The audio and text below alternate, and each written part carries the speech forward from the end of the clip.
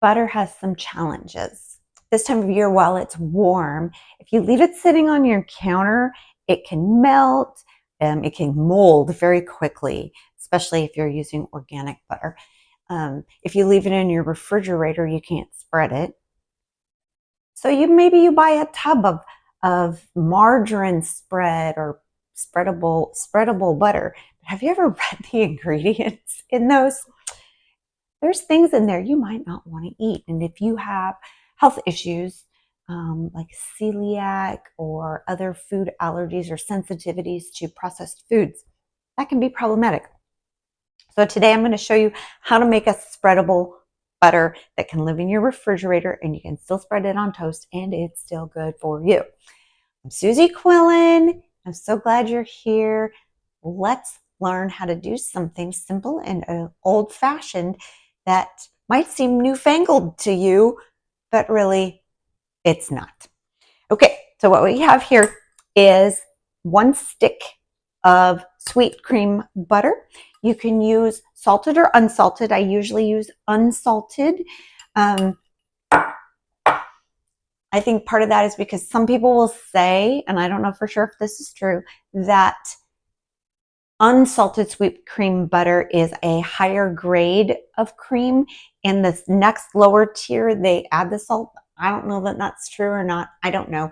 But the salt that they add is what you would call industrial food salt, which is very, very different than table salt. And I'm very sensitive to processed foods. So I don't want industrial food salt as much as I can manage. So I get the unsalted. 1 stick of butter is 1/2 a cup. So we're going to take 1/2 cup and I'm going to add 1/2 cup of grapeseed oil. You can use any kind of oil you like, but we're going to go back to quality of ingredients and talk about that. I like grapeseed oil. It has a low flavor. So maybe if you want to add flavor, maybe you might want to use an olive or an avocado oil. I'm going to recommend that you don't use things like canola oil and corn oil. There are some concerns in how they're manufactured and even the molecules of them and how those molecules work in cooking. Grapeseed oil, olive oil, avocado oil, those are all really good when you cook them. That doesn't disrupt the molecular usage. Some people will say that cooking with olive oil, heating it can change it. I don't know if it makes it bad or anything like that, but I like grapeseed oil. That's my favorite. We're going to take 1/2 cup of grapeseed oil and add it to the 1/2 cup of butter. This butter has been sitting at room temperature overnight since yesterday. Bring it up so it's really going to be malleable. Now we're going to add some salt. I did not get my measuring spoons out, so let's get my measuring spoons out.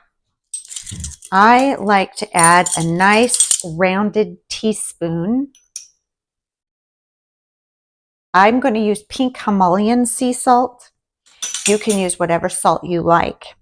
I have not tried it in my butter yet, but I've been experimenting in my cooking with some black lava sea salt from Hawaii. It's really delicious on fish. Try whatever salt you like. And then we're going to just get in here with a mixer. You know, if you really wanted to, you could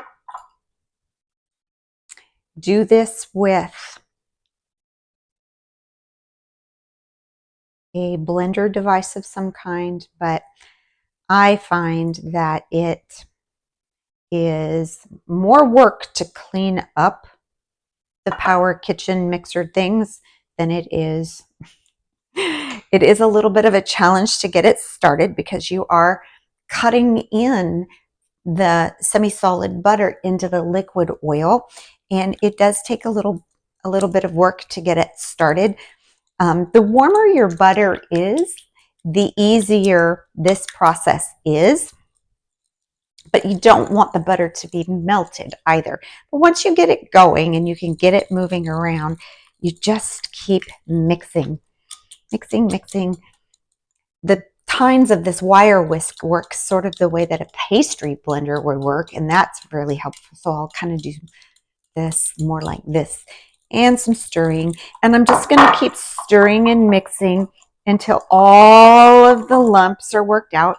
And like I said, that happens. It doesn't take very long at all to do it. So this should not be a thing where you say, I don't have time for that. It doesn't take, this whole project has taken, even with all of the explaining, it hasn't taken very long, has it? So I'm just going to mix it until all of those lumps are broken up. There it is. And then I have this vintage glass dish that I like. It has a little bit of butter in it from my last round, and that's okay. And some, if it had crumbs in it, I'd get rid of it, start over, but it doesn't. We're just going to dump this in here, and now this can live in my refrigerator, and it will be firm. It's not going to be all melty, so when I go to spread it on my toast, it's not going to wreck my toast. I can still use it for throwing some in a skillet when I roast or fry some vegetables. My husband usually does that. He's way better at sauteing the vegetables than I am. And that is how simple it is to make your own spreadable butter. I hope you'll try it. I hope you'll comment. I hope you'll share it. If you're watching this on YouTube, don't forget to subscribe, share it, all the YouTube things. Thanks for watching. See you next time.